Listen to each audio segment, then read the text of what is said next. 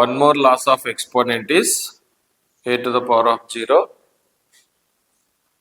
is equal to 1 అనమాట. Okay, loss of exponents అంటే ఏంటి? ఏదైనా ఎక్స్పోనెంట్ ఉన్నవి కనుక వచ్చినాయంటే వాటిని ఎలా డీల్ చేయాలి?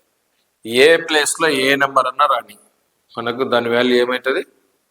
1 అవుతుంది. A to the 1 to the power of 0 is equal to 1. అలాగే 2 to the power of 0 1.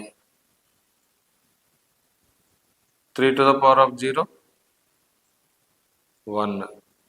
4 to the power of 0 1. 5 to the power of 0 1. A number అయినా 100 to the power of 0 is equal to 1. 1000 to the power of 0 1. A number అయినా, number ఏది అనేది important కాదు. పైన 0 వచ్చిందంటే power దాని యొక్క వాల్యూ అనేది 1 వస్తుంది అనమాట. ఓకే, ఇంకా కొన్ని చెప్పండి. 25 to the power of 0 is equal to 1. 37 to the power of 0 ఎంత? పవర్ 0 ఉంటే దాని వాల్యూ 1 అనమాట. అలాగే ఇంకా కొన్ని ఎగ్జాంపుల్ చెప్తాం. 27 to the power of 0 is equal to చెప్పండి 1.